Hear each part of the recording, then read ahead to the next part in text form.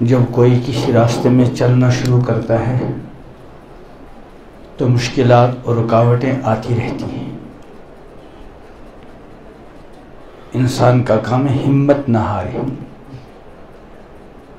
کبھی کبھی 15-20 دن ٹھیک گزری زندگی، کوئی گناہ غلطی نہیں ہوئی، پھر اچانک بندوبست سے کوتاہی ہو گئی، حالانکہ ہونی نہیں چاہیے لیکن ہو گئی. اب اس غلطی کی وجہ سے انسان ہمت نہ ہارے، فوراً اللہ تعالیٰ کی بارگاہ میں سچے دل سے توبہ کرے اور اپنے آپ میں سدھار لانے کی فکر کرے، سفر جاری رکھے. اگر کوتاہی کے بعد بس اس فکر میں یار یہ مجھ سے کیا ہو گیا اور اسی چکر میں چلنا چھوڑ دیا تو یہ بہت گھاٹے کی بات ہے. اس لیے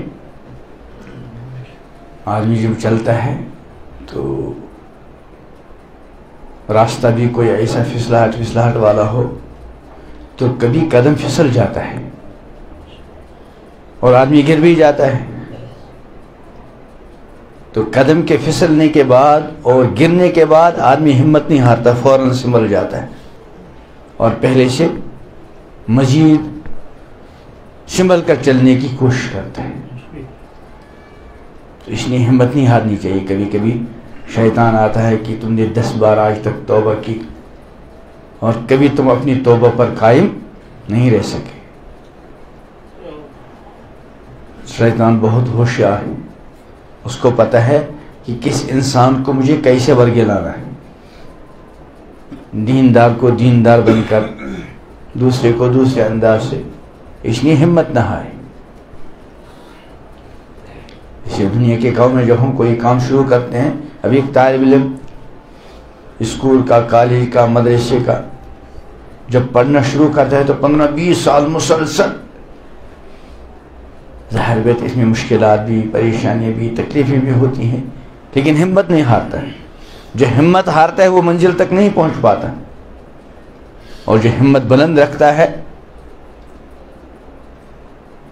کبھی کوئی کوتاہی ہو گئی اب ہر وقت اسی کو سوچتا رہے نہیں، بس اس کے ذریعے توبہ کر کے اپنی زندگی کے سفر کو جاری رکھ، ہمت نہیں ہارا کرتے. ماشاءاللہ آپ سب بہت اچھے بچے ہو، بہت اچھے جوان ہو. تمہاری اچھائی کی یہ علامت ہے کہ تم کو یہاں دنیوی علم سے کوئی لینا دینا نہیں ہے. تم دین کی نسبت سے آئے ہو اور خود نہیں آئے، اللہ نے بھیج دیا. یعنی یہ قدم اٹھتے نہیں اٹھائے جاتے. اللہ توفیق دیتا ہے. یہ جو توفیق ہے اس پر بھی اللہ تعالیٰ کا شکر ادا کرو. نمازوں کی توفیق مل رہی ہے، اللہ کا شکر ادا کرو. تلاوت کی توفیق مل رہی ہے، اللہ تعالیٰ کا شکر ادا کرو. دینی مجالس میں جانے کی توفیق ملتی ہے، اللہ تعالیٰ کا شکر ادا کریں. ذکر کی توفیق ملتی ہے، اللہ تعالیٰ کا شکر ادا کرو. اللہ سے مانگنے کی توفیق مل رہی ہے، اللہ تعالیٰ کا شکر ادا کرو. دیندار دوستوں کے ساتھ اٹھنا بیٹھنا مل رہا ہے، اللہ تعالیٰ کا شکر ادا کرو. جو جو نعمت ملتی رہے اس پر اللہ کا شکر ادا کریں. اس کا فائدہ کیا ہوگا؟ فرمایا لئن شکرتم لأزیدنکم، شکر کرو گے تو میں نعمت کو بڑھا دوں گا. تو جیسی ظاہری نعمت ہوتی ہے، مال دولت، یہ نعمتیں فانی ہیں. یہ ڈگریاں یہ بھی فانی. ٹھیک ہے، زندگی کی ضروریات ہے، مال دولت مکان جائیداد سب فانی، لیکن ان کو ہم نعمت سمجھتے ہیں. لیکن جو اصل نعمتیں، جو ہمیشہ کام آنے والی نعمتیں، ان کے نعمت ہونے کا استعداد بعض مرتبہ نہیں ہوتا. تو ایمان کی دولت عظیم نعمت ہے، یہ خود نے بھی اللہ دے دیں. جب اللہ نے ایمان دیا اس کا مطلب اللہ ہم کو اپنا بنانا چاہتے. جو سب سے زیادہ قیمتی سرمایہ ہوتا ہے، کوئی قیمتی چیز ہوتی ہے تو اس چیز کا مالک اس کو دیتا ہے جس کے اس کو خاص لگاؤ ہو. تو جب اللہ تعالیٰ نے ایمان کی عظیم دولت ہم کو عطا کی تو اس کا مطلب اللہ ہمارے ساتھ بھلائی کرنا چاہتا ہے. تو ہمت نہ ہاریں. اللہ تعالیٰ کی اللہ کے راستے میں کوتاہی ہو سکتی ہے، فوراً توبہ، فوراً توبہ. یعنی سنایا تھا حکیم اختر صاحب کا رحمۃ اللہ علیہ، کیا بتایا؟ متقی رہنا ایسے جیسے باوضو. باوضو کس کو کہتے ہیں؟ جس کا کبھی وضو ہی نہ ٹوٹے. میں نے دیکھا تو وضو تو ٹوٹتا ہی.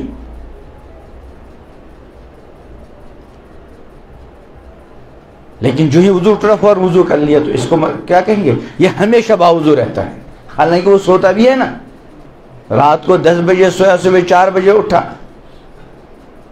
تو 6 گھنٹے یہ سویا, تو اس 6 گھنٹے میں باوضو رہا نہیں. تو باوضو ہونے کا مطلب کیا ہے؟ جو ہی وضو ٹوٹا اس میں وضو, تو اس کو باوضو. ایسے ہی متقی اصل تو یہ ہے کہ انسان گناہ کے قریب نہ جائے, لیکن بشر ہے, غلطی ہوگی فوراً توبہ کر لی, فوراً توبہ کر. یہ بھی متقی. لیکن توبہ کے بھروسے پہ گناہ نہیں کرنا ہوتا ہے. جیسے کسی نے زہر کھا لیا, اب کیا کرے گا؟ ڈاکٹر کے پاس جائے گا ورنہ مر جائے گا. لیکن علاج کے بھروسے کوئی زہر نہیں کھاتا. ہاں زہر چلے کھا لی, غلطی ہو گئی, اب علاج کرے گا. ایسے گناہ ہو گیا توبہ کرو, لیکن توبہ کے بھروسے پہ گناہ نہیں کرنا. یہ ایک کتاب ہے مولانا خالد سیف اللہ رحمانی دامت برکاتہ. اس میں مختلف عنوان ہے. ایک ہے سلیقہ بندگی. اللہ مجھے بھی آپ کو بھی اپنی بندگی کا سلیقہ عطا کرے. اللہ تعالیٰ اس طرح زندگی گزارنا میرے لیے بھی آسان کر دے, آپ کے لیے بھی آسان کر دے. جس طرح زندگی گزارنے سے اللہ خوش ہوتے ہیں. ارادہ کریں گے ہم انشاءاللہ ہم اس طرح زندگی گزارنے کی کوشش کریں گے جس طرح زندگی گزارنے سے اللہ کیا ہوتا ہے؟ خوش ہوتا ہے. امام الانبیاء حضرت محمد عربی صلی اللہ تعالی علیہ وسلم خوش ہوتے ہیں. امت کے اعمال ہفتے میں 2 بار بارگاہ نبی میں پیش کیے جاتے ہیں. کتنے خوش نصیب ہیں وہ نوجوان, وہ اللہ کے بندے, وہ اللہ کی بندیاں کہ جب ان کا نام اعمال بارگاہ نبی میں پیش ہوتا ہو تو پیغمبر کو انتہائی خوشی ہو. جیسے کسی کی اولاد باہر ہو, وہاں سے ان کی ہفتہ واری یا ماہانہ کارکردگی والدین کے پاس پہنچتی ہے. اس میں جو ہے اس بچے کی خوبیاں, اس کا پڑھائی کے میدان میں دوسروں سے آگے ہونا وغیرہ, تو والد کو کتنی دل کے اندر ایک مسرت خوشی ہوگی. لیکن اگر والد کو پتہ چلا کہ میں نے جو بچے کو وہاں کچھ حاصل کرنے کے لیے بھیجا تھا, جب سے میں وہاں گیا ہوں وہ تو آوارگی میں لگا ہوا ہے, تو بتا والد پر کیا گزرے گی؟ والد سے زیادہ شفیق ہیں ہم سب کے لیے امام الانبیاء حضرت محمد عربی صلی اللہ علیہ وسلم. تو ہم کو بھی چاہیے اس بات کا اہتمام کریں کہ ہمارا نام اعمال جب بھی بارگاہ نبی میں پیش ہو, امام الانبیاء حضرت محمد عربی علیہ السلام کے قلم مبارک پر انتہا سے زیادہ خوشی اور مسرت. اللہ مجھے بھی ایسے اعمال کی توفیق عطا کرے, آپ حضرات کو بھی. اللہ اکبر. فرماتے ہیں شریعت نے انسان کے لیے زندگی کا جو نظام مقرر کیا ہے وہ اس کے پورے وجود کا احاطہ کرتا ہے. شریعت نے انسان کے لیے زندگی گزارنے کا جو نظام مقرر کیا ہے وہ اس کے پورے وجود کا احاطہ کرتا ہے. سر سے لے کر پاؤں تک جسم کا کوئی عضو نہیں جس کے لیے شریعت کی کوئی ہدایت موجود نہ ہے. نہیں, کیونکہ انسان کو خدا سے بندگی کی نسبت حاصل ہے. جیسے اولاد کو ماں باپ کے ساتھ نسبت حاصل ہے اولاد ہونے کی, شاگرد کو اپنے استادوں سے شاگرد ہونے کی نسبت. تو ایسے ہی انسان کو اللہ کے ساتھ کون سی نسبت حاصل ہے؟ بندگی, کہ ہم بندے ہیں, وہ ہمارے معبود بر. اللہ معبود ہے اور انسان عبد ہے. اللہ خالق ہیں, انسان مخلوق ہے. اللہ مالک ہیں اور سب ہم اس کے مملوک ہیں. آقا کا حق ہے کہ غلام کی ہر حص و حرکت اس کے منشا کے مطابق ہو، اور مالک کو غلام اور مالک کو حق ہے اپنی ملکیت میں ایک ایک ذرے پر اپنا تصرف جاری رکھے۔ اس لیے انسان کی بندگی کا تقاضا یہ ہے کہ اس کا پورا وجود احکام الہی کے تابع ہو، اور اسی لیے شریعت کے احکام انسان کی پوری زندگی کے احاطہ کرتے ہیں۔ جیسے شریعت نے انسان کے ظاہر کے لیے احکام دیے ہیں، اسی طرح اس کے باطن کے لیے بھی بہت سے احکام دیے ہیں۔ مثلا جب کوئی شخص نماز پڑھے تو وہ کھڑا ہو، رکوع کرے، سجدہ کرے، قیام میں قرآن کی تلاوت کرے، رکوع سجدے میں تسبیحات کا اہتمام کرے، رمضان المبارک میں صبح صادق کے طلوع ہونے سے لے کر سورج کے غروب ہونے تک کھانے پینے وغیرہ سے رکا رہے۔ یہ اور اسی طرح کے ہزاروں احکام ہیں جن کا تعلق ظاہری افعال سے ہے۔ اس کے ساتھ ساتھ بہت سے باطنی افعال بھی ہیں جن کا حکم دیا گیا۔ مثلا نماز کے وقت انسان کے اندر خشوع کی کیفیت ہو، رکوع کر رہا ہے، سجدہ کر رہا ہے، عطیات میں بیٹھا ہے، اس کو تو سب دیکھتے ہیں، لیکن نماز کے اندر خشوع ہو، دھیان ہو، توجہ اللہ کی طرف، اس کو صرف کون دیکھتا ہے؟ اللہ دیکھتا ہے۔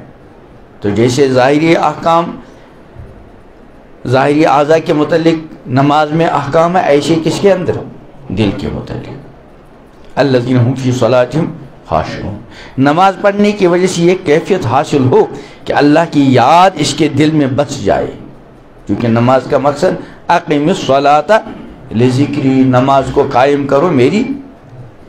انسان کے اخلاق بہتر ہوں، اس میں نرم خوئی ہو، مخلوق کے ساتھ ایثار و شفقت ہو، تواضع و کسر نفسی ہو، ریا اور دکھاوے کا جذبہ نہ ہو، خدا کا خوف بھی ہو اور خدا کی محبت بھی ہو، گناہ پر شرمندگی اور ندامت کا احساس ہو، اللہ کی توفیق کوئی نیک کام کرے تو خوشی کا احساس ہو، اور کوئی گناہ سرزد ہو جائے تو رنج و ملال ہو۔ یہ اور اس طرح کے بہت سے افعال جن کا تعلق کس کے ساتھ ہے؟ باطن کے ساتھ۔ ظاہری افعال کا صدور جسم کے ظاہری اعضاء سے، زبان، کان، ہاتھ، پاؤں سے، اور باطنی افعال کا سر چشمہ انسان کا دل ہے۔ اسی لیے قرآن مجید میں اس انسان کو کامیاب اور بامراد قرار دیا گیا جو اللہ تعالیٰ کے دربار میں اللہ کی طرف جھکنے والا اور مرضیات کو بجا لانے والا دل لے کر آئے، کیونکہ جس دل میں انابت ہوگی اسی میں خشیت ہوگی۔ ہر وقت دل اللہ کی طرف رجوع ہو رہا ہے نیکیوں کے ذریعے، کبھی غلطی ہو گئی فوراً دل اللہ کی طرف رجوع کر متوجہ ہو گیا ندامت اور شرمندگی کے ساتھ، کیونکہ جس دل میں انابت ہوگی اسی میں اللہ کی خشیت ہوگی۔ فرمایا من خشی الرحمن بالغیب وجاء بقلب سلیم، جو اللہ سے ڈرتا ہو بن دیکھے دنیا میں، اور لایا وہ رجوع کرنے والا دل لے کر آیا اللہ کی بارگاہ میں۔ من خشی الرحمن بالغیب، جو بن دیکھے دنیا میں اللہ سے ڈرتا رہا، وجاء بقلب منیب، اور اللہ کی بارگاہ میں رجوع ہونے والا دل لے کر آیا۔ قیامت کے دن ایسا ہی پاکیزہ دل انسان کے کام آئے گا۔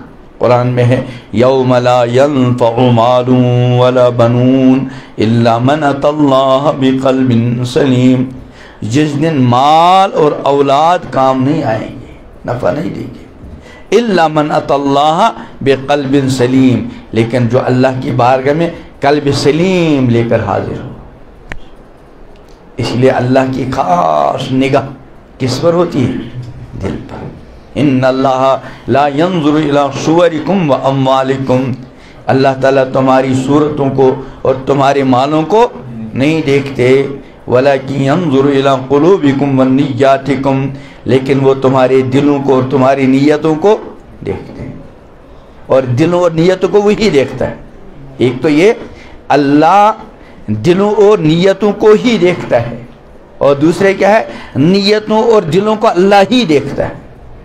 سمجھ میں آ گیا؟ کیا فرمایا؟ ان اللہ لا ينظر الى صورکم اموال، اللہ تمہاری صورتوں کو نہیں دیکھتے، تمہارے مالوں کو، کس کے پاس کتنا مال ہے، کس کی صورت کیسی ہے، اللہ اس کو نہیں دیکھتے۔ نہ دیکھنے کا مطلب یہ اس کی اہمیت اللہ کے یہاں وہ تو غیر اختیاری چیز ہے، پھر کس کو دیکھتے ہیں؟ فرمایا ولیکن ینظر الی قلوبکم ونیاتکم، لیکن اللہ تمہارے دلوں کو اور تمہاری نیتوں کو دیکھتے ہیں۔ تو اللہ کس کو دیکھتے ہیں؟ دلوں کو، اور ہے نا، اور اللہ ہی دیکھتے ہیں، کوئی اور نہیں دیکھتا۔ میرے دل میں کیا ہے آپ میں کسی کو کچھ پتہ نہیں، آپ میں سے کس کے دل میں کیا ہے مجھے نہیں معلوم۔ تو دلوں کو اللہ دیکھتے ہیں اور اللہ ہی دلوں کو دیکھتے ہیں، کوئی اور نہیں دیکھتا۔ جو لوگ ہدایت سے محروم ہیں ان کا سب سے بڑا مرض یہ ہے کہ ان کے دلوں میں قبولیت کی صلاحیت ختم ہو جاتی ہے۔ جب انسان گناہ کرتا ہے، جرائم کی دنیا میں بڑھتا چلا جاتا ہے، تو پھر اس کی صلاحیت ختم ہو جاتی ہے۔ چنانچہ کفار کے بارے میں فرمایا لہم قلوب لا یفقہون بہا، ان کے پاس دل تو ہیں لیکن ان سے سمجھتے نہیں۔ اور آگے ہے وَلَهُمْ أَعْيُنٌ لَا يُبْصِرُونَ بِهَا، ان کے پاس آنکھیں ہیں لیکن دیکھتے نہیں۔ وَلَهُمْ آذَانٌ لَا يَسْمَعُونَ بِهَا، ان کے پاس کان تو ہے لیکن سنتے نہیں۔ مطلب یہ حق کو دیکھنے کی صلاحیت ختم، حق کو سننے کی صلاحیت ختم، حق کو سمجھنے کی صلاحیت ختم، حق کو قبول کرنے کی صلاحیت ختم۔ یہاں تک کہ بعض دفعہ انسان اپنی بے توفیق پر اترانے لگتا ہے، توفیق سلب ہو گئی، اب بجائے اس کے کہ افسوس ہو، ندامت ہو، پچھتاوا ہو، اترانے لگتا ہے۔ چنانچہ بعض دفعہ تو انسان اپنی بے توفیقی پہ اترانے لگتا ہے اور اس کے دل کے دروازے اس طرح بند ہو جاتے ہیں کہ وہ جذبہ خیر سے بالکل محروم ہو جاتا ہے۔ چنانچہ کفار کا یہ وَقَالُوا قُلُوبُنَا غُلْفٌ، ہمارے دلوں پر تو تالے لگے۔ ہاں میرے رب، قلب انسانی کی اسی اہمیت اور اعمال و اخلاق میں اس کی غیر معمولی کردار کی وجہ سے قرآن مجید میں بار بار اس بات کا حوالہ دیا گیا ہے کہ اللہ تعالیٰ تمہارے دلوں کے احوال سے باخبر ہیں، وَهُوَ عَلِيمٌ بِذَاتِ الصُّدُورِ۔ انسان کے لیے ایک بہت بڑی ضرورت ہے دل کی اصلاح، کیونکہ تمام اچھے اور برے اعمال کا اصل سرچشمہ انسان کا دل ہے۔ چنانچہ رسول اللہ صلی اللہ علیہ وسلم نے فرمایا کہ جسم میں گوشت کا ایک ٹکڑا ہے، جب وہ درست، اس کا رخ درست ہو جاتا ہے تو انسان کی ساری زندگی درست ہوتی، آنکھ بھی ٹھیک دیکھنے لگتی، زبان ٹھیک بولنے لگتی، کان ٹھیک سننے لگتے، پیر اچھائیوں کی طرف چلنے لگتے، ہاتھ اچھے کاموں میں لگ جاتے ہیں۔ لیکن خدا نہ خواستہ دل کے اندر بگاڑ ہو تو سارے اعضاء میں بگاڑ پیدا ہو جاتا ہے۔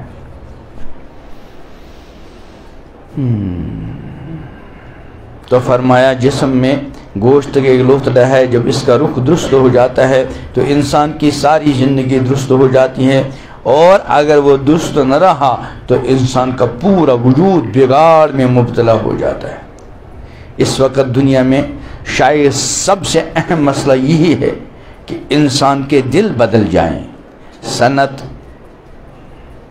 اور ٹیکنالوجی نے اتنی ترقی کر لی ہے کہ زمین کی گہرائیوں سے لے کر فضا کی بلندیوں تک ہر جگہ انسان رسائی حاصل کر چکا ہے، اور مسلسل اس کی ترقی کا سفر جاری ہے۔ جن چیزوں کو ہم آج سے 100 سال پہلے، 200 سال پہلے سوچ بھی نہیں سکتے تھے، آج وہ ساری چیزیں، کسی کو پیسہ بھیجنا ہو کہاں، یہاں سے سوپور تو آدمی بھیجنا پڑتا، اب ملک کے کسی کونے میں بھیج دیا کرتے ہیں نا موبائل سے، کیا بولتے ہیں اس کو، آج میں نے دیکھا اس کو ظہور کو اس کا وہ بھرنا تھا کیا، بجلی فیس، تو ابھی کہا میں نے بھر دیا، تو اس کا تو تصور بھی نہیں کیا جا سکتا تھا۔ تو اس اعتبار سے انسان اپنی ترقی کے بلندیوں پر پہنچ گیا ہے اور دن بدن آگے بڑھتا جا رہا ہے. ہر جگہ انسان رسائی اور مسلسل اس کی ترقی کا سفر جاری ہے.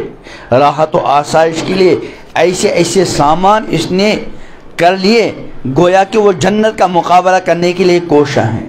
لیکن دوسری طرف صورتحال یہ ہے کہ اس کی یہ علمی ترقی انتہائی غلط مقاصد کے بڑھتی جا رہی ہے. اس نے انسان کی زندگی بچانے کے لیے جتنی دوائیاں ایجاد کی ہیں اس سے زیادہ انسان کو ہلاک کرنے والے ہتھیار بنا لیے. سائنس ترقی کے عروج کمال پر پہنچ چکی ہے. اس نے علاج کے نئے نئے طریقے دریافت کر لیے ہیں. لیکن یہ بھی ایک حقیقت ہے کہ علاج کو تجارت بنا لیا گیا ہے. تعلیمی اداروں کی بہتات ہے اور شرح تعلیم میں مسلسل اضافہ ہوتا جا رہا ہے. لیکن یہ بھی ایک حقیقت ہے تعلیم جیسے مقدس پیشے کو خالصتاً کسب زر کا ذریعہ بنایا گیا ہے. آج کل جو تعلیم حاصل کی جا رہی ہے کس لیے کہ مال دولت اس کے ذریعے. حالانکہ اس تعلیم ایک عظیم چیز ہے, اس کو بلند مقاصد میں حاصل کرنا چاہیے تھا. اور آج کس کے لیے کیا کر رہے ہیں؟ دنیا کے لیے. حالانکہ اس کے لیے ضرورت نہیں. میں تو کبھی کبھی کہا کرتا ہوں جب کہیں نصیحت واعظ کی بات ہوتی ہے کہ آدمی جتنا زیادہ پڑھتا ہے اتنا زیادہ اس کے لیے جو کمانے کے راستے ہیں وہ محدود ہو جاتے ہیں. انسان اگر ان پڑھ ہو اس کو کسی بھی کام میں لگے گا نہیں لگے گا. مزدوری, مستری, بڑھئی, لوہار, کوئی بھی کام کرے گا. لیکن اگر اس نے ڈگری حاصل کر لی اب مزدوری کرے گا نہیں کرے گا. تو روزگار کو مسئلہ تو تعلیم کے بغیر بھی حاصل ہوتا ہے. تو تعلیم کو کسی عظیم اور بلند مقصد کے لیے حاصل کیا جانا چاہیے تھا. لیکن آج کل کس لیے کر رہے ہیں؟ اسی پیٹ کے لیے. لیکن یہ بھی ایک حقیقت ہے کہ تعلیم جیسے مقدس پیشہ, تعلیم کو کیا کہہ رہے ہیں؟ مقدس پیشہ.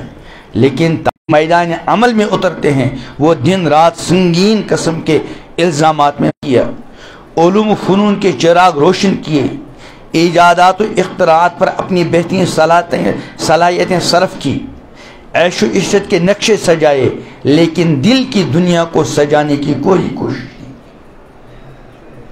یہ دنیا اندھیری کی اندھیری رہ گئی. اس دنیا کی تاریکیاں بڑھتی چلی گئی. اس کا نتیجہ یہ ہے کہ ہماری مثال اس ظاہر بین کاشتکار اور باغبان کی ہو گئی جو پودوں کے تنوں اور درختوں کی ٹہنیوں پر تو پانی کا ایک دریا بہا رہا ہے لیکن جڑوں کو ایک پانی کا قطرہ بھی نہیں پہنچاتا. حالانکہ پانی پہنچانا کہاں چاہیے تھا؟ جڑوں میں پانی پہنچے گا تو اس کا اثر تنے میں, شاخوں میں اور پھر پھلوں میں خود بخود ظاہر ہو جائے گا. لیکن تنوں میں تو پانی پہنچا نہیں رہا بلکہ پانی کہاں چھڑک رہا؟ تنوں میں اور شاخوں میں. فرمایا وہی حال ہمارا ہے. حالانکہ جب تک جڑوں میں تراوٹ و تازگی پیدا نہ ہوگی اس وقت تک تنوں اور شاخوں کو پانی دینا کچھ کام نہ آئے گا. اس لیے پیغمبر اسلام حضرت محمد عربی صلی اللہ تعالی علیہ وسلم نے دل کی اصلاح کو اپنی توجہ کا مرکز بنایا.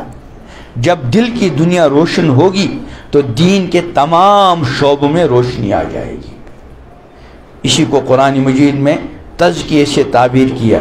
اس بات کو رسول اللہ صلی اللہ علیہ وسلم کی پیغمبرانہ ذمہ داری قرار دیا گیا کہ وہ انسان کے باطن کو گناہ کی آلائشوں سے پاک کر دے. یتلو علیہم آیاتہ ویزکیہم ویعلمہم الکتاب والحکمہ. تو تزکیہ, اور اسی کو حدیث میں احسان فرمایا گیا. آپ نے ارشاد فرمایا کہ احسان یہ ہے کہ اللہ کی بندگی اس طرح کرو گویا کہ تم اللہ کو دیکھ رہے ہو, یا کم سے کم درجہ یہ ہے کہ اگر تم اللہ کو نہیں دیکھ رہے تو اس بات کا استحضار ہو کہ اللہ ہمیں دیکھ رہا ہے. جب بندہ اس استحضار کے ساتھ زندگی گزارے کہ میرا اللہ مجھے، تو اس کا اثر پڑے گا نہیں پڑے گا؟ آپ کسی آفس میں کام کر رہے ہوں اور اس آفس کے اندر جس کے ماتحت آپ کام کر رہے ہیں اور جو آپ کا آفیسر ہے وہ وہیں بیٹھا ہے، آپ اس کی ماتحتی میں 50 آدمی کام کر رہے ہیں، تو اس کی موجودگی اور اس کے دیکھنے کا اثر رہے گا نہیں رہے گا؟ حالانکہ وہ 50 آدمیوں کو ہمیشہ ہر وقت دیکھے گا تھوڑا ہی، یا آج کل وہ ہے سی سی کیمرہ، 1000 آدمی کسی آفس میں کسی دفتر میں کام کر رہے ہوں اور جو اس دفتر کا سربراہ ہے، جو وہاں کا ذمہ دار ہے، وہ اپنے کمرے میں بیٹھا، اس کے سامنے سی سی کیمرہ ہے، اول تو وہ ہر وقت سی سی کیمرے کو دیکھے گا نہیں، پھر 1000 آدمی جو ہے 100 کمروں میں ہے، اب اس کو ایک ایک بٹن دبانا ہے، اب وہ کمرہ سامنے آئے گا، پھر وہ، لیکن اس کے باوجود اس کا اثر کتنے آدمیوں پر پڑے گا؟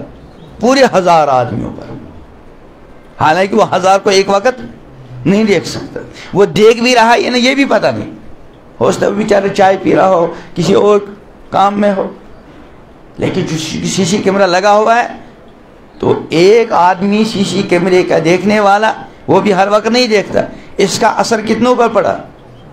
1000 پر، اور اللہ تعالیٰ دیکھ رہے ہیں۔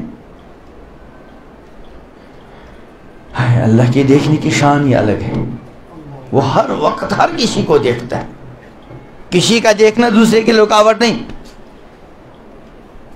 وہ ہر کسی کو ہر وقت دیکھ رہا ہے، وہ خود دیکھ رہا ہے، اور اس نے ایک نظام بھی بنایا کہ ہر کسی کے ساتھ کتنے لگائے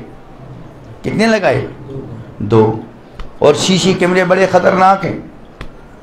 خطرناک کا مطلب یہ ہے کہ دنیا میں ایسی سی سی کیمروں کے بارے میں سوچا بھی نہیں جا سکتا۔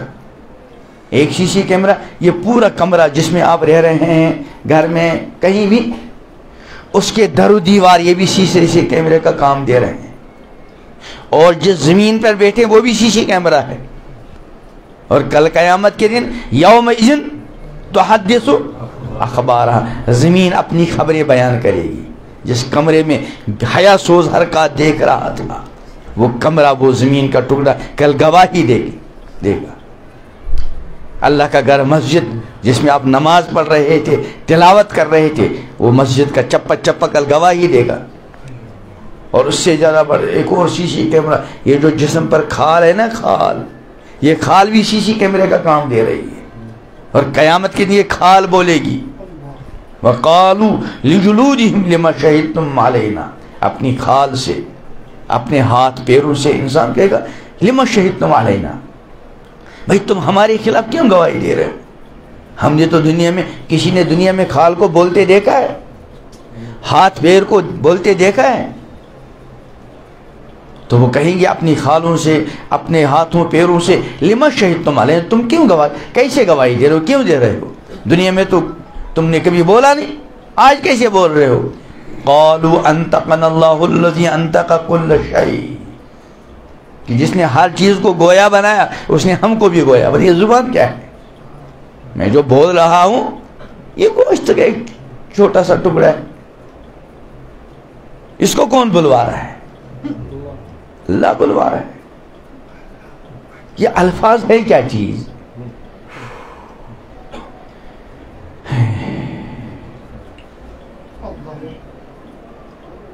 یہ آنکھ دیکھ رہی ہے کیا؟ یہ آنکھ ہے کیا؟ میں آج بھی آئی تھی میڈیکل کالج سے کچھ بچے، تو ان سے بات کر رہا تھا، پھر میں نے اپنے ایک دوست ڈاکٹر صاحب کی بات سنائی۔ میں ایک مرتبہ ایک ڈاکٹر کے پاس گیا، بچی کی آنکھ کو کوئی مسئلہ تھا، چشمے کو وغیرہ، تو پھر اس سے میں بات شروع کی، تو اس نے کیا کہا، وہ صرف آنکھ کو پڑھتا ہے۔ کہا ہم جتنا آنکھ کو پڑھتے ہیں اتنا ہم کو یہ احساس ہوتا ہے ہم نے کچھ نہیں پڑھا، انہیں سالہ سال سے پڑھ رہے ہیں، لیکن جو آگے بڑھتے جا رہے ہیں تو بجائے اس کے کہ ان کو یہ گھمنڈ ہو ہم کو بہت معلوم ہے، ان کو کیا لگتا ہے ہم کچھ نہیں جانتے. اور ایک بڑی پیاری بات کہی جو میں نے کئی جگہ سنائی. فرمایا ہمیں یہ لگتا ہے کہ دوائی جب اندر جاتی ہے وہ اللہ سے پوچھتی ہے مجھے کیا کرنا ہے.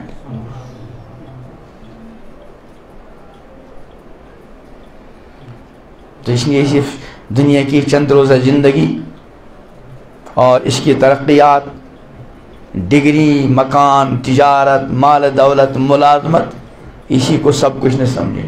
ٹھیک ہے یہ زندگی کی ضروریات ہیں لیکن مقاصد زندگی نہیں. اسی لیے جن لوگوں نے اپنی یہ قیمتی زندگی کا سرمایہ ڈگریوں کے چکر میں ختم کر دیا، مال دولت جمع کرنے میں لگا دیا، بنگلے بنانے میں لگا دیا، بس یہ حاصل کر لیا، زندگی میں دین تھا ہی نہیں، آخرت کا وہ جو یقین اور استعداد وہ تھا نہیں. کل میدان محشر میں پچھتاوے کے سوا کچھ نہیں ملے گا. اسی لیے کیا کہا کسی شاعر نے، یہ چمن ویراں بھی ہوگا، یہ چمن ویراں بھی ہوگا، یہ خبر بلبل کو دو. یہ چمن ویراں بھی ہوگا، یعنی یہ دنیا ختم ہوگی. کل من علیہا، ہاں بنگلے ختم، ہمارا بنایا ہوا تو ختم ہوگا ہی، اللہ کا بنایا ہوا یہ آسمان زمین سب ختم. ہاں کچھ نہیں رہے گا، بس اللہ کا نام باقی رہے گا. تو یہ چمن ویراں بھی ہوگا، یہ خبر بلبل کو دو. بلبل کون ہے؟ اس چمن کا بلبل یہ انسان. اسی لیے کہتے ہیں ساری کائنات بنائی گئی. هو الذی جعل لکم ما فی الارض جمیعا، وہ اللہ وہ ذات ہے جو کچھ زمین دنیا میں وہ سب تمہارے لیے اللہ نے بنایا. تو یہ دنیا کا جو چمن ہے اس کی بلبلیں کون ہیں؟ انسان. یہ چمن ویراں بھی ہوگا، یہ خبر بلبل کو دو تاکہ اپنی زندگی کو سوچ کر قرباں کرے.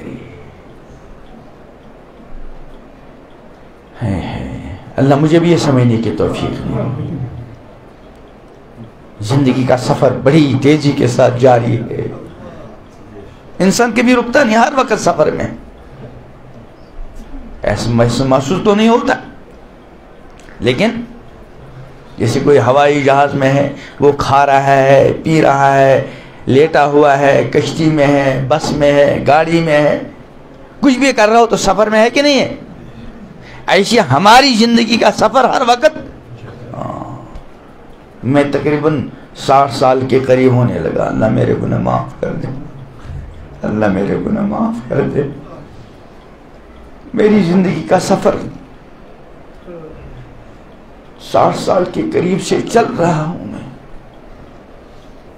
اب پتہ نہیں کہاں آخری سچویشن آئے گا، رات میں آئے گا، دن میں آئے گا، سفر میں آئے گا، حضر میں آئے گا، کس حال میں آئے گا اللہ ہی کے علم میں. ایسے آپ کی زندگیوں کا سفر بھی مسلسل جاری ہے، پتہ نہیں کس کا آخری سچویشن کب آئے. اس لیے ہر وقت فکر کرنے کی ضرورت ہے، سوچنے کی ضرورت ہے، اپنے اللہ سے لو لگانے کی ضرورت ہے، اللہ سے مانگنے کی ضرورت ہے، اللہ کی بارگاہ میں اپنے آپ کو پیش کرنے کی ضرورت ہے. میرے ربا میری ساری زندگی آپ کے سامنے ہے. بار بار اللہ سے کہتا رہے، پروردگار میں اقرار کرتا ہوں میری جو زندگی چلی گئی، جس طرح آپ نے زندگی گزارنے کو کہا تھا، میرے ربا میں خود اقرار کر رہا ہوں میں ایسا نہیں کر سکا. ربا معاف کر دے. وہ بہت معاف کرنے والے، بہت معاف کرنے. فرمایا نبی عبادی، اے پیغمبر خبر دو میرے بندوں کو، نبی عبادی انی انا الغفور الرحیم، میں بہت مغفرت فرمانے والا، رحم فرمانے والا ہوں. توبہ کرو سب معاف، لیکن اگر باز نہیں آتے وَأَنَّ عَذَابِي هُوَ الْعَذَابُ، یہ بھی بتلا دو کہ میرا عذاب بڑا دردناک ہے. اس لیے اپنی بھی فکر کرنے کی ضرورت ہے، دوسروں کو بھی فکر کرنے کی ضرورت ہے. ہم امام الانبیاء حضرت محمد علیہ السلام کے गुनहगार उम्मती हैं। हमारे ज़िम्मे जिस तरह खुद अल्लाह की बंदगी करनी है, पैगम्बर अलैहिस्सलाम की मुक़द्दस सीरत और आपकी मुक़द्दस तालीमात के मुताबिक ज़िंदगी गुजारने की ज़िम्मेदारी है, ऐसी ये कोशिश भी हमारी ज़िम्मेदारी है कि हम दूसरों को भी अल्लाह की ज़ात के साथ, अल्लाह के कलाम के साथ, अल्लाह के दीन के साथ, अल्लाह के पैगम्बर के साथ जोड़ने की फिक्र करें। बल्कि पूरी इंसानियत की जिम्मेदारी है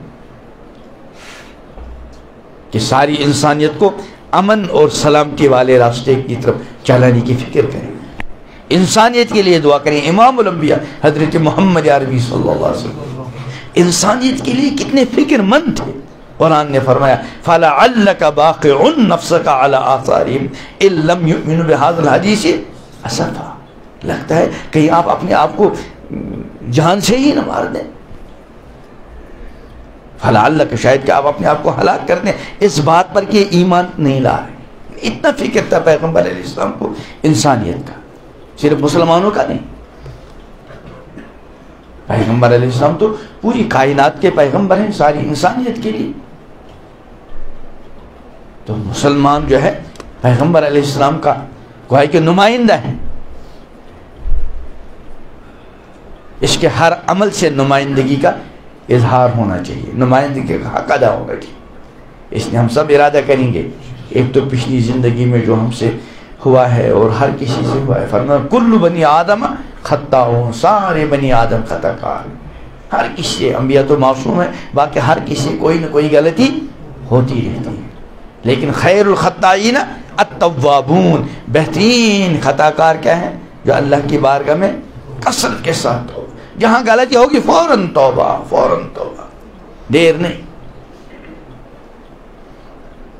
पैगम्बर अलैहिस्सलाम की हदीस में बार बार सुनाता हूँ, अल्लाह मुझे भी इस पे अमल की तौफीक दे, आपको भी, कि रात का गुनहगार तौबा करने के लिए दिन का इंतज़ार, और दिन का गुनहगार तौबा करने के लिए रात का इंतज़ार करे। हर वक्त के इस्तेहलाल, इसकी फ़िक्र। अल्लाह ताला मुझे भी आपको भी अपनी सही बंदगी अता करें। अल्लाह ताला मेरी दिल की दुनिया को भी दुरुस्त कर दे, आपकी दिल की दुनिया को भी दुरुस्त कर दे। अल्लाह मेरे अंदर मौजूद हर ख़राबी को दूर कर दे, आपके अंदर मौजूद जो खामी है अल्लाह उनको भी दूर कर दे।